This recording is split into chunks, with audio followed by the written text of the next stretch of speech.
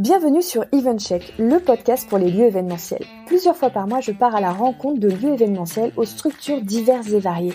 Ateliers, restaurants, bars, hôtels, centres de conférences, appartements d'entreprise, coworking, meeting room, mais pas que. Je donne aussi la parole aux acteurs et professionnels de notre secteur. Traiteurs, wedding planners, apporteurs, startups, etc. Le but, au-delà de vous partager leurs histoires et visions, est de mettre en lumière leur savoir-faire, conseils et bonnes pratiques. Du marketing digital à la stratégie commerciale, en passant par la relation client, nous passerons tout au peigne fin pour vous inspirer au quotidien et vous aider à booster votre activité. Je suis Clémence Ferraud, votre hôte, cofondatrice du CRM pour lieux événementiels BookingCheck. Et si vous voulez mieux me connaître, venez me rejoindre sur Instagram ou LinkedIn. Sachez que vous pouvez retrouver tous les épisodes d'EventCheck sur notre site internet bookingcheck.com, vous inscrire à notre newsletter via le site pour ne rien louper et en profiter pour découvrir notre blog aux 1001 astuces. Si vous aimez ce podcast, aidez-moi à le faire connaître en vous abonnant, en mettant 5 étoiles, en laissant un commentaire sur une plateforme d'écoute ou tout simplement en parlant autour de vous. Et puis, n'hésitez pas à m'envoyer un message sur hello@bookingcheck.com pour me faire vos retours ou me partager que vous aimeriez participer. Et maintenant, place à EventCheck, votre nouveau rendez-vous audio. Bonjour à tous et bienvenue sur le podcast d'EventCheck. Aujourd'hui, j'ai le plaisir de vous faire rencontrer Emilien Colombin, qui est le fondateur et CEO de Teasit. Comment vas-tu, Emilien ? Ça va très bien. Bonjour Clémence. Et toi ? Bonjour. Très bien aussi. Je suis ravie de t'avoir parce qu'aujourd'hui, tu vas nous expliquer plein de choses très importantes et intéressantes pour pouvoir se digitaliser. Alors, avant de n'en dire plus, est-ce que tu peux nous expliquer qui tu es et ce que tu fais ? Oui, bien sûr. Déjà, merci de m'accueillir sur ce podcast. C'est un plaisir de pouvoir échanger avec toi. Et du coup, moi, je m'appelle Emilien Colombin. Je suis le fondateur et CEO de Teasit. Et Teasit, c'est une société spécialisée dans la production audiovisuelle et plus précisément dans la captation et diffusion live. C'est un sujet au cœur de l'actualité dans l'événementiel. Oui, en effet, oui. Est-ce que tu peux nous dire un petit peu ce qui t'a amené à créer Teasit dans les grandes lignes ? D'où viens-tu ? Alors oui, bien sûr. Moi, je suis issu d'une formation en management et marketing. Et c'est vrai que j'ai fondé Teasit en 2016, donc ça fait maintenant bientôt 4 ans. Et du coup, avant ça, c'est vrai que je me suis toujours passionné par tout ce qui est création de contenu et notamment par la vidéo et la vidéo en live. Et du coup, c'est vrai que c'est pour ça que j'ai décidé de lancer ma société dans le live streaming et la production audiovisuelle au sens large, parce que c'est un outil qui est très puissant en communication et en marketing. Donc c'est pour ça que j'ai décidé de créer ma société dans le secteur audiovisuel, parce que pour moi c'est un outil très puissant, quoi. Donc en fait c'est ton métier de communicant qui t'a amené à t'intéresser à ce monde de la vidéo et de la création de contenu vidéo. Oui, exactement, ouais. Exactement, parce que là, forcément, dans la communication, la création de contenu, on va dire que c'est un peu central. Donc, du coup, voilà, c'est pour ça que je me suis lancé dans l'entrepreneuriat autour de l'audiovisuel. Je comprends. Et t'as dû peut-être te former sur l'audiovisuel. Comment t'as fait parce que t'en faisais déjà beaucoup. Alors, je vais reprendre. Tu faisais beaucoup de contenu vidéo, ce qui te permettait d'avoir une expertise, ou est-ce que t'as un peu appris après sur le tas en voulant créer Teasit, parce que je pense à nos amis lieux, par exemple, qui à la base ne font pas forcément beaucoup de captation vidéo ou autre, et qui se retrouvent à en faire beaucoup plus et qui doivent se former. Ton parcours peut peut-être être intéressant et inspirant.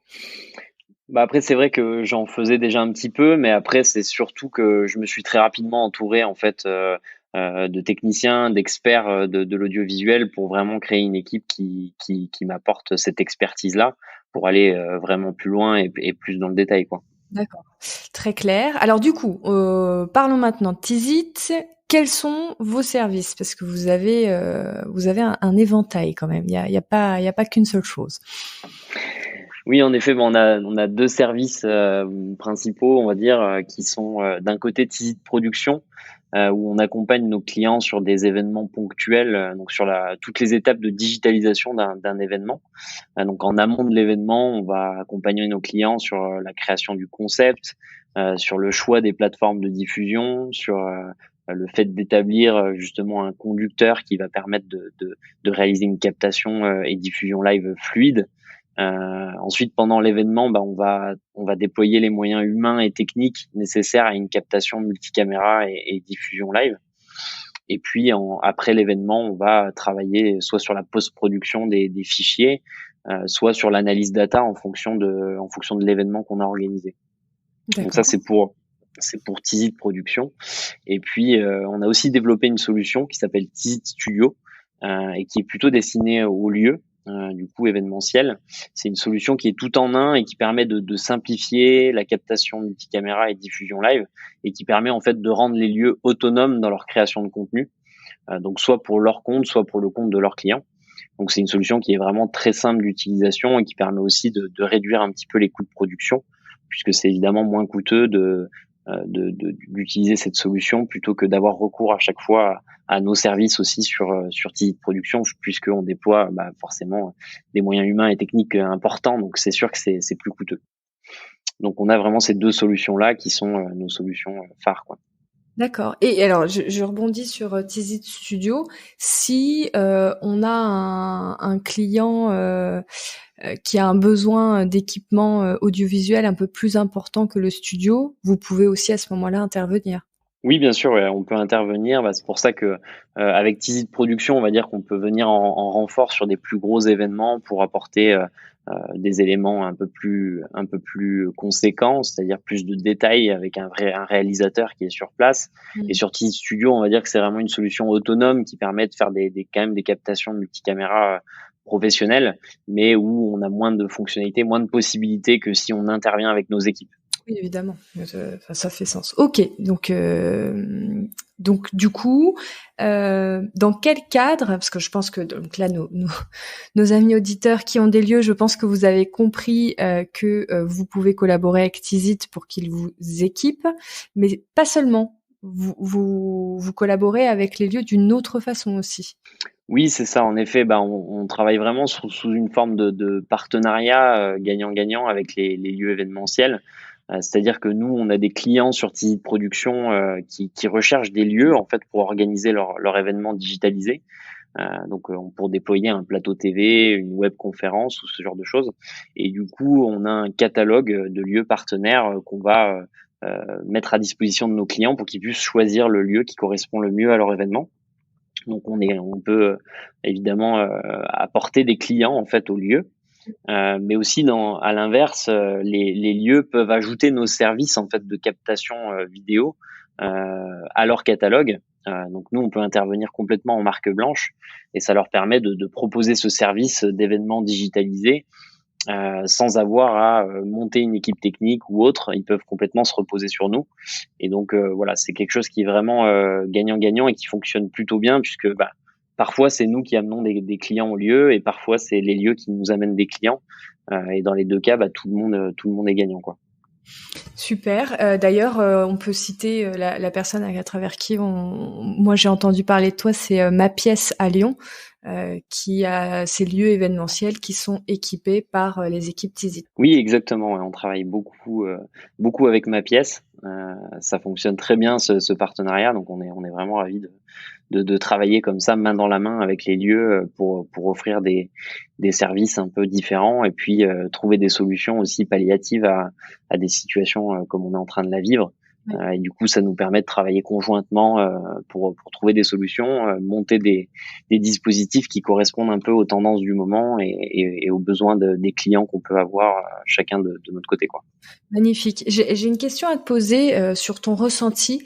Est-ce que tu trouves que les marques qui vous commandent des contenus vidéo, tout type confondu, sur les événements digitaux en ce moment, ont un engouement particulier pour des lieux événementiels qui vont proposer un cadre avec la décoration intérieure, etc., que peut avoir un lieu événementiel, VS la boîte verte sur laquelle on va derrière pouvoir mettre digitaliser les décors.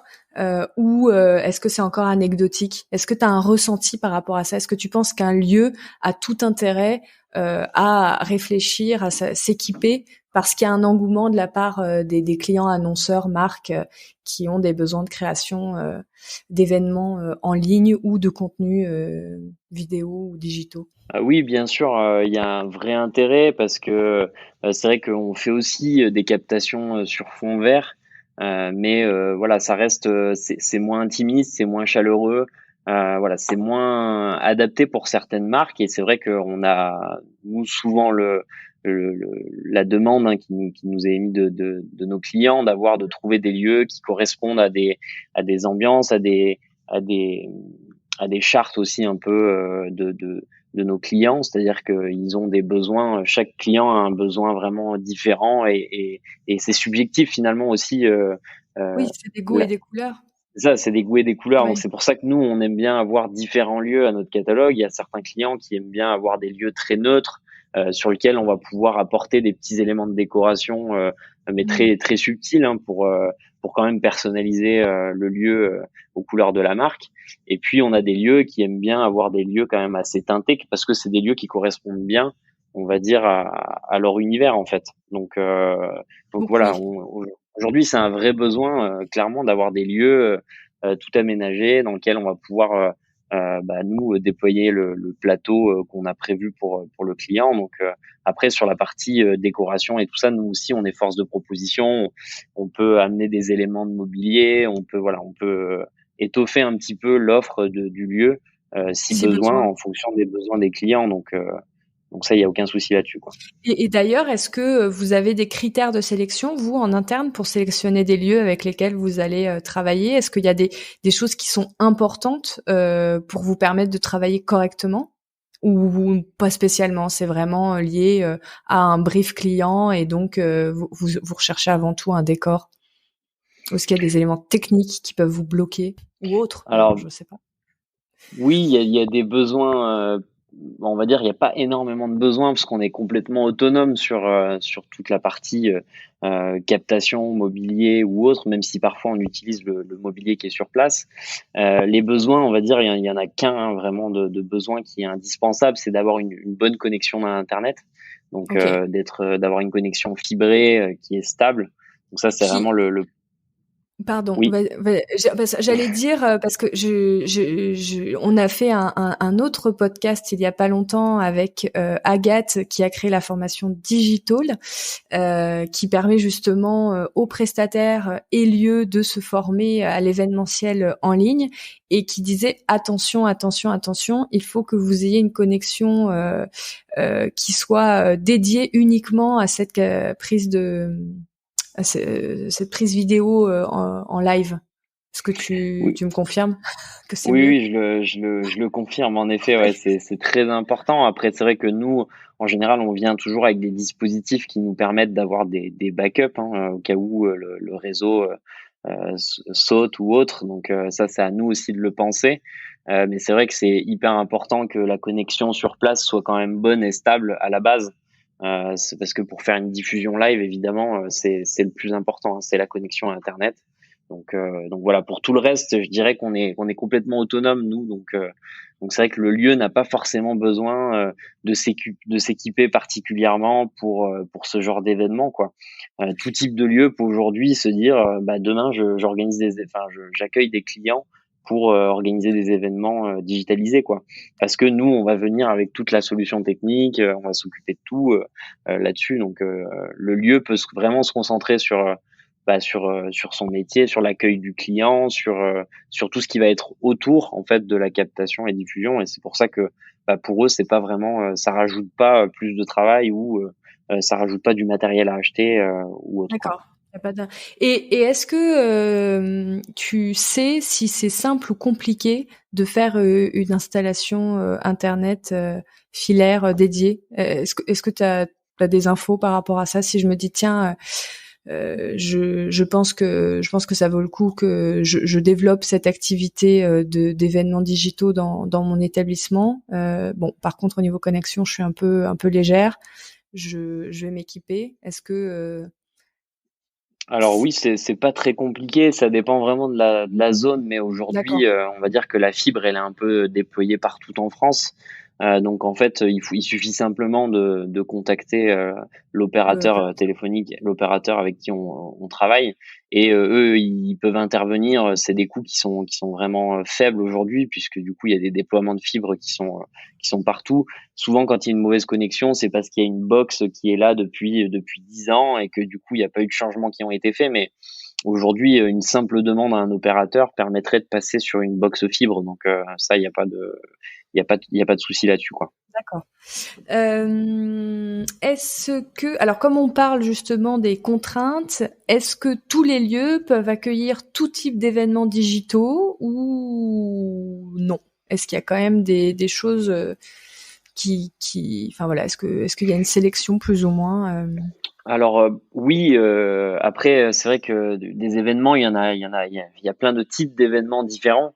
C'est vrai qu'aujourd'hui, on se retrouve à faire aussi des salons, par exemple, virtuels. Donc c'est quand même des événements qui nécessitent d'avoir des espaces qui sont un peu assez grands en fait, parce on va créer un salon virtuel. Donc il y a un salon quand même qui est physique, qui est déployé dans le lieu. Et du coup, nous, on va faire une captation 360 pour avoir en fait une reproduction 3D et 360 sur la Mhm. plateforme de diffusion pour pouvoir permettre aux participants de se déplacer d'un stand à l'autre, par exemple. Donc pour ce genre d'événements-là, bah, évidemment, c'est des événements qui nécessitent d'avoir des lieux avec des grosses capacités, des lieux de grande taille. Mais après, sinon, hormis des événements un peu spéciaux, si je peux dire, tout lieu peut organiser tout type d'événements, sachant qu'aujourd'hui, les événements qui sont on va dire le plus de demandes qu'on a, c'est sur des événements type plateau télé, web conférence avec 4-5 conférenciers qui sont sur place. Donc pour ce genre d'événement-là, il y a vraiment aucun problème. Tout type de lieu peut accueillir ce genre d'événement, quoi. Super. Je rebondis tout de suite. C'est quoi les formats d'événements digitaux les plus récurrents? Donc tu m'as dit plateau TV, webconférence. Est-ce qu'il y a d'autres choses? Bah après nous c'est vraiment ce qu'on vend le plus à nos clients parce qu'on a des clients qui sont soit des grands groupes ou des institutionnels. Donc en général c'est vraiment de la web conférence. Après ça peut être soit de la communication interne ou de la communication externe. Et Oui, après ce qui change c'est pas vraiment finalement le plateau. Le plateau il reste le même. Donc le lieu euh, en oui. physique ça reste à peu près les mêmes dispositifs. Ce qui change, ça va être toute l'expérience qu'on va créer pour eux, donc la plateforme de diffusion, est-ce qu'il y a des interactions à prévoir entre les participants, si c'est des séminaires par exemple, ben, on va prévoir une plateforme digitale adaptée à ce genre d'événement. Donc ensuite pour le lieu, ça n'a pas vraiment d'impact quoi. Mais D'accord. ce qu'on vend le plus, voilà, c'est de l'événement soit interne, donc du séminaire, des AG, des choses comme ça, soit de la communication externe, et là c'est de la webconférence, c'est du format plateau télé, ce genre de format quoi. Donc c'est vraiment les formats qu'on vend le plus, on va dire qu'on vend à 90% aujourd'hui sur la totalité de nos clients quoi. D'accord. Et puis il y avait cette histoire de salon virtuel dont tu parlais tout à l'heure. Est-ce que c'est compliqué pour vous de trouver les lieux événementiels qui vont vous permettre de créer tout ce parcours avec des captations? Tu parlais de captation à 360 des différents espaces pour pouvoir créer un parcours comme on aurait dans la vraie vie. Est-ce que vous avez quand même les lieux parce que quand vous faites ces captations, vous les faites en amont. Ensuite, vous construisez, on va dire, la plateforme virtuelle à partir de ces captations et ensuite les gens peuvent rentrer dedans. Comme je vais prendre un exemple qui nous parlera à tous, les jeux vidéo, où on Ouais, se bien sûr. promène dans un espace virtuel. Comment ça se passe? Est-ce que c'est simple de trouver ces grands lieux? Est-ce que ça se fait en amont et du coup vous n'êtes pas bloqué par la connexion? Parce que je me dis sur un très très gros espace, comment ça se passe? Oui, alors ces événements-là, ils se font en deux temps en fait. En général, il y a un espace showroom avec des partenaires, des exposants qui on va créer des petits stands en fait qui sont physiques, hein, donc des vrais stands. Et nous, on va en amont de l'événement capter en 360 cet espace qui est une sorte de showroom. En général, c'est D'accord. plus petit quand même, c'est des espaces beaucoup plus petits que sur des Des gros vrais salons, des vrais salons. Donc c'est des espaces qui sont plus petits. Ça nous permet de capter toutes les images nécessaires à l'événement en amont. Ensuite, on va créer une sorte de map 3D en fait qui nous permet de reconstituer ce showroom et qui permet aux participants de se balader un peu dans le showroom. Et après, il y a un autre aspect, c'est il y a un aspect live parce que dans ce showroom virtuel, en fait, on peut intégrer des zones où il y a des écrans où on peut cliquer et quand on clique, par exemple, on va arriver sur un live, une conférence live qu'on est en train de filmer. Et du D'accord. coup, ça mixe en fait vraiment du contenu qui est tourné en amont pour créer tout l'environnement et du contenu qui est réellement créé en live sous forme de petits plateaux télé qui est intégré dans cet environnement complètement digitalisé, quoi. Je comprends, c'est intéressant. Mais pareil, c'est marrant parce que Agathe aussi de Digital nous parlait de cette tendance des salons virtuels aussi qui était en train de prendre avec les captations. Bref, En fait, intéressant. on arrive aujourd'hui à, on arrive à recréer en fait tout ce qui peut se passer sur un événement en physique, en virtuel finalement, parce Ouais. qu'on peut créer du one-to-one quand il y a besoin d'avoir du networking par exemple. Donc là, il y a des logiciels de visioconférence qui permettent de prendre des rendez-vous avec des participants. On peut visiter des stands, on peut parler aux partenaires, on peut voir des conférences. Donc voilà, le but en fait de tout ça, c'est d'être capable de reconstituer presque comme en réel ce qu'on pourrait vivre en fait dans un vrai salon, quoi. Donc Hmm. l'objectif c'est ça et ça fonctionne, c'est vrai, plutôt bien et il y a de plus en plus de demandes, quoi. Et ce que je trouve, enfin, ce que Agathe disait et que je trouvais intéressant, c'est de pouvoir qu'un lieu puisse accueillir et en physique et en digital tout en gardant son identité. Ça c'est aussi très intéressant d'avoir créé ces espaces en virtuel pour pouvoir organiser des événements digitaux, ce que je trouvais assez intéressant pour des entreprises qui ont des participants qui sont éparpillés géographiquement par exemple. Ah oui, non, Donc c'est ça clair, peut ouais, répondre aussi à ce besoin dans le futur, qui a priori va être une nouvelle façon de consommer aussi l'événementiel. ah bah oui, c'est clair. On va dire que le live streaming, les événements digitaux aujourd'hui, c'est pas quelque chose qui va remplacer complètement l'événement physique et c'est pas le but. C'est vraiment de compléter en fait l'expérience qui est en physique et du coup d'avoir des événements qui deviennent un peu hybrides en fait finalement, qui mixent du présentiel et une audience sur le web, donc digitalisée. Et du coup, ça permet de toucher d'autres audiences qui n'auraient pas la possibilité de se rendre sur l'événement et du coup, ça permet voilà d'élargir un petit peu le champ des possibles, quoi. Ouais. Enfin, c'est pour ça que je disais tout à la fin, quand tu parlais de tout ça, très intéressant, parce que je pense qu'il y a, ça, voilà, on peut imaginer plein de choses pour la suite.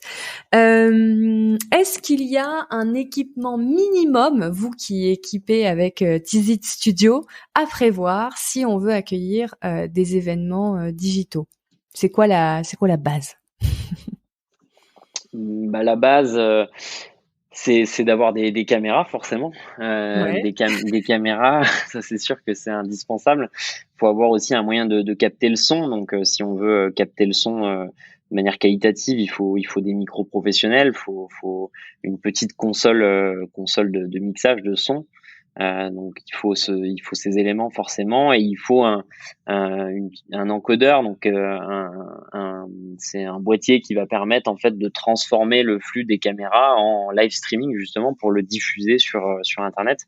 Donc d'accord. sur Tizit Production quand on s'occupe de tout évidemment on vient avec tout le matériel nécessaire. Donc là il y a régie vidéo, régie son, caméra, les lumières, les écrans de retour pour que les gens sur le plateau puissent suivre leur PowerPoint par exemple. Donc là, il y a tous ces éléments à prévoir. Et sur Teasy Studio, on va dire que c'est une solution un peu plus light. Donc il y a pas tout ça. Il y a juste des caméras et Ouais. notre système qu'on a développé qui permet de faire de la réalisation automatisée en fait. Donc au lieu qu'il y ait un réalisateur derrière la régie, bah c'est un boîtier avec une technologie qui va changer d'angle de vue pour faire un live streaming multicaméra avec une réalisation. Mais D'accord. tout ça se fait automatiquement par la machine et du coup le son également est auto-régulé par notre machine, donc on ne nécessite pas d'ingénieur du son. Donc vraiment D'accord. on va dire que Teasy Studio c'est un moyen de faire quand même du live en qualité professionnelle avec un petit peu moins de possibilités forcément, mais sans technicien et sans régie quoi. Donc c'est une solution qui est intéressante parce que elle est très simple d'utilisation et elle peut répondre à pas mal de besoins. Et ça permet aussi aux lieux en fait de pouvoir monétiser plus facilement le live streaming, la vente de live streaming à leurs clients, puisque du coup ils sont complètement autonomes, ils payent simplement un abonnement mensuel à notre solution, et derrière c'est eux qui vont directement revendre en fait la solution de live streaming à leurs clients. Donc forcément, ça leur permet de marger un peu plus sur cette solution-là. Mais après, on a aussi d'autres lieux qui nous disent, voilà, nous, on n'a pas envie de mettre des techniciens, on n'a pas envie de s'en occuper en fait. Donc du coup, on préfère vous faire confiance, que vous veniez avec tout le matériel nécessaire pour un événement donné, et que derrière, au moins, on a cette confiance, on sait que vous allez gérer toute la partie captation et diffusion. Et puis quand l'événement est fini, ben, on repacte tout notre matériel et on repart avec quoi. Sur Teasy Studio, c'est différent. Ouais. C'est une installation qu'on fait une fois, et puis une fois que le lieu est équipé, bah, du C'est coup le fini. lieu est vraiment autonome dans ses captations et diffusions. Donc c'est très simple d'utilisation, mais ça nécessite quand même bah, de savoir un minimum s'en servir quoi. Après on fait une formation évidemment pour que les lieux s'approprient notre solution. Mmh. Donc Teasy Studio intègre l'équipement on va dire minimal pour une qualité professionnelle sur les caméras et le son. Est-ce que tu conseilles au lieu d'avoir un petit peu d'éclairage complémentaire Oui, ou bien c'est sûr. d'accord? Oui, bien sûr. Bah ça, en fait, nous en général sur Teasy Studio, donc quand on équipe la solution de Teasy Studio dans un lieu, on fait un audit avant, évidemment, un repérage. Donc, on fait un repérage, on voit un peu comment est éclairé le lieu, comment on peut disposer les caméras aussi. Et une fois qu'on a fait ça, ben, on peut leur recommander du coup d'acheter du matériel en plus de notre solution pour optimiser la qualité. Donc, soit la lumière, soit ça peut être un écran de retour, par exemple, pour que les speakers sur le plateau puissent avoir un retour image, soit de leur PowerPoint ou autre. Donc nous, on est vraiment dans le conseil. Hein. On sait pas, on envoie par la poste la solution et puis débrouillez-vous pour l'installer. Là, il y a Mmh. vraiment quand même un accompagnement, un suivi aussi. Voilà, c'est un accompagnement qui est complet et on est là pour conseiller aussi les lieux sur comment bien s'équiper pour faire pour proposer un service de qualité à leurs clients, quoi. Magnifique. Et tu parlais tout à l'heure d'abonnement. Est-ce qu'on peut te demander est-ce qu'il y a un engagement? Est-ce qu'il y a une fourchette de prix? Ça représente quoi de s'équiper avec Teasy Studio en conditions et prix? Alors sur Teasy Studio, en effet, c'est un abonnement mensuel avec un engagement de 12 mois minimum. D'accord. Et du coup, c'est des abonnements qui sont soit monocaméra pour des vraiment tout petits dispositifs, mais en général, c'est du multicaméra. Et du coup, c'est des abonnements qui vont de 308 euros par mois à 1559 euros par mois en fonction des dispositifs, quoi. Donc, Oui. ce qui influence le prix, c'est bah, évidemment le nombre de caméras, mais aussi l'utilisation. C'est-à-dire que si on fait que 5 heures de live stream par mois avec une petite audience, bah, ça sera pas le même coût que si on fait 20 heures de live stream par mois avec des audiences à plus de 5000 personnes à chaque fois sur chaque live, quoi. Mais D'accord. bon, faut savoir que en prestation, quand on fait une prestation, nous on s'occupe de tout. Une captation multicaméra et diffusion live, c'est quelque chose qui se vend entre 2500 euros et 8000 euros en fonction des dispositifs. Donc ça, c'est pour la prestation ponctuelle sur un événement donné où on D'accord. s'occupe de tout. Donc là, du coup, d'avoir cette solution-là, ben, en à peine en un événement, en fait, c'est rentabilisé. Ok. Donc c'est quelque chose qui est avantageux en termes de coût pour les lieux, puisque ça leur permet eux de revendre la solution comme une option, comme un service en plus à leur catalogue. Et du coup, bah évidemment, la solution est vite amortie et vite rentabilisée même. Super. Et vous, quand vous installez cette solution dans votre accompagnement, est-ce que vous expliquez justement au lieu les gammes de prix qu'ils devraient avoir par rapport à ce type de service? Parce que j'imagine que pour certains, c'est pas forcément évident parce que c'est des nouveaux services qu'ils doivent vendre. Est-ce qu'ils vous demandent conseil? Comment ça arrive? Ah oui, oui, bien sûr, bah, ça Oui, arrive à chaque fois, tous les hein, jours. évidemment, oui, on les conseille sur combien vaut ce genre de prestation-là, combien ça se vend. Et ça, c'est sûr qu'on leur donne une sorte de grille tarifaire qu'on recommande en fait pour qu'ils puissent avoir tous les outils derrière pour pouvoir le vendre. Et puis après, c'est vrai que chaque lieu se l'approprie aussi, hein, puisque chaque lieu a un pricing, a une grille tarifaire qui est vraiment aussi adaptée au lieu. Donc Bien en sûr. général, c'est en fonction du dispositif et du lieu que le prix se fait. Mais nous, en effet, on donne une base de prix qui permet d'avoir quand même une certaine visibilité au lieu du prix que vaut ce genre de prestation-là, quoi. Alors, j'imagine que le prix peut aussi varier en fonction de l'accompagnement qu'on fait à un client, parce qu'en fait, on va lui vendre du temps et de l'expertise. Est-ce que justement sur l'accompagnement de l'événement digital, puisque encore une fois, les personnes qui nous écoutent généralement ont une expertise solide sur l'accompagnement d'événements en physique, mais sur le digital, c'est un petit peu plus nouveau. Est-ce que tu as des conseils sur le type d'accompagnement dont a besoin un client qui va réaliser un événement digital? Oui, bien sûr, bah, c'est vrai qu'il y a cette partie-là qui est pas du tout négligeable, hein, parce que ça prend du temps en fait en amont. Il y a presque plus de travail en préparation que pendant l'événement. C'est les clients ont besoin déjà d'être rassurés, d'être conseillés énormément parce que c'est vrai que le live streaming et les événements digitalisés, il y en a de plus en plus, mais la plupart des sociétés, pour la plupart des sociétés, c'est quelque chose de nouveau. Oui. Donc ils ont vraiment besoin d'accompagnement à la fois sur les plateformes à utiliser, comment préparer en fait cette captation-là, puisque c'est pas tous, on va dire des grands speakers ou des gens qui ont l'habitude de parler facilement devant des caméras. Donc c'est quelque chose qui nécessite évidemment des préparations. Donc nous on va les accompagner sur comment faire un déroulé minute. Donc quand je dis déroulé minute, c'est faire vraiment préparer minute par minute ce qui va se passer pendant leur intervention.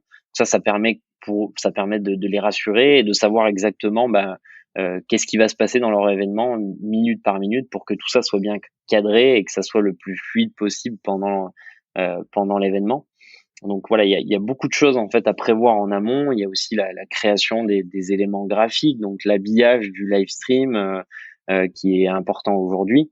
Donc il y a vraiment voilà, pas mal de conseils à faire en amont et de travail et d'accompagnement pour bien préparer l'événement, quoi.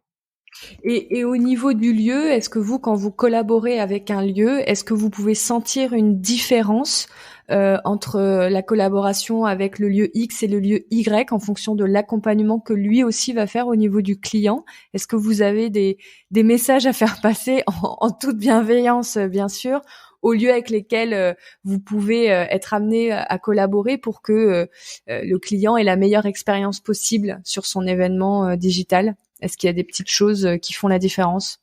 Oui, c'est sûr. Après, des petites choses qui font la différence. C'est vrai qu'il y a des lieux qui sont déjà, on va dire, au fait de ces événements digitalisés, donc qui ont une bonne connaissance de tout ce qu'il faut mettre en œuvre pour réaliser un événement digitalisé. Donc forcément, pour eux, c'est plus simple parce qu'on parle le même langage. Mais après, D'accord. c'est vrai que il y a certains lieux pour qui c'est complètement nouveau et c'est normal, hein, parce que c'est quand même C'est très nouveau. récent. C'est nouveau, c'est très récent. Ça évolue très vite parce que il y a des plateformes de diffusion qui se créent tous les jours. Donc il y a voilà, il y a énormément de mouvement en fait sur ce marché. Donc c'est pas facile d'avoir toutes les infos et de tout savoir tout de suite. Donc c'est pour ça que nous on est aussi là pour les accompagner, pour leur donner les informations qui leur manquent. Et puis quand on est quand on s'occupe nous du client, quand on est sur Tizi de production, c'est-à-dire qu'on s'occupe de toute la prestation, là ça permet au lieu de déléguer toute cette partie qui ne maîtrise pas. Mais lorsqu'il s'équipe avec Tizi Studio, là il a besoin d'avoir beaucoup plus d'éléments. Donc du coup on va passer du temps. C'est pour ça qu'on prévoit toujours une demi-journée ou une journée de formation où on va lui donner un maximum d'outils et d'éléments pour qu'il soit crédible et qu'il soit opérationnel pour bien guider et accompagner ses clients, quoi. Donc tu dirais que ce qui va faire la différence auprès d'un client, c'est l'énergie qu'aura mis un lieu à se former à minima à toutes ces nouvelles technologies et formats digitaux pour pouvoir que tous les acteurs qui vont aider le client à créer son événement en ligne parlent le même langage, quoi, et accompagnent le client dans le même sens. Oui, exactement. Ouais, c'est ça. C'est vraiment commencer à se renseigner, à essayer de comprendre quels sont les enjeux d'un événement complètement digitalisé, quels sont les besoins du client, pour que, en effet, ils parlent le même langage que les prestataires, s'il y a des prestataires, et s'ils sont en toute autonomie, c'est-à-dire que s'ils gèrent le client de bout en bout avec une solution comme Tizi Studio par exemple, là c'est vrai il faut vraiment qu'ils montent en compétence sur tous ces sujets-là, parce que les questions du client elles seront parfois aussi assez techniques. Donc D'accord. il faut être capable de pouvoir répondre à ce genre de questions et être capable de l'accompagner de bout en bout, avant, pendant l'événement et après, quoi. Donc c'est vrai que c'est un peu spécial, c'est différent d'un événement physique, Oui. mais voilà, ça s'apprend. Il y a pas de souci là-dessus. C'est quelque chose qui peut très facilement s'apprendre rapidement, quoi. Super. Et tu as des conseils de médias, ou de blogs, de pros qui peuvent aider les lieux à monter en compétence justement au-delà. Alors on a la formation digital dont on va parler dans un des épisodes du podcast. Mais est-ce que toi tu restes en veille sur certaines choses? Est-ce qu'il y a des supports que tu trouves bien faits, qui sont assez compréhensibles de tous et qui peuvent aider à rester un peu à jour, hein, ou à se ou à se former, ou pas vraiment? Parce que parfois il y a pas de contenu, hein, sur certains sujets, hein, donc c'est pas une question piège, Emiliane. Non, mais si, il y a énormément de contenu aujourd'hui sur les événements digitalisés, sur les plateformes de diffusion. Il y a plein de forums qui existent sur le live streaming, comment l'utiliser, quels sont T'as les. des noms à nous donner? Tu Bah, penses à des choses comme ça? j'ai pas vraiment de nom, mais je Ok, sais c'est pas que grave. parce On, que on, on, malheureusement, ouais. Mais on pourra regarder ensemble et mettre éventuellement des choses en commentaire de l'épisode si ça te va. ouais, bien sûr, on pourra faire ça. Ouais, c'est vrai qu'après nous, en général, on conseille pas des plateformes puisque c'est un peu notre travail en fait de faire cette transmission d'informations et de savoir et de compétences avec nos clients. Donc c'est vrai qu'en général, on renvoie pas vers des blogs ou des forums parce que on fait tout cet accompagnement-là en direct. Donc c'est vrai que je suis pas la meilleure personne, on va dire, pour conseiller D'accord. des endroits où trouver de l'information là-dessus, mais je sais Mais même qu'aujourd'hui sur le web, il y a énormément d'informations là-dessus, quoi. Ok, très clair. Non, mais je pensais aussi notamment quelqu'un qui a le Tizi Studio, qui a eu la formation, etc., et qui veut rester à jour, va peut-être pas forcément oser vous appeler tous les lundis matins pour dire alors, quoi de nouveau? Voilà, donc je pensais plus aussi à ce genre de cas quand tu veux rester en veille, mais aucun problème. Ouais, ça Euh, pour ça, tu fais bien d'en parler. On a lancé récemment une sorte de newsletter pour nos clients où on ah bah leur voilà. fait tous les mois, tous les mois, on fait des petites updates un peu des nouveautés, à la fois des nouveautés qu'on développe sur notre solution, et puis les nouvelles tendances, les cas d'usage.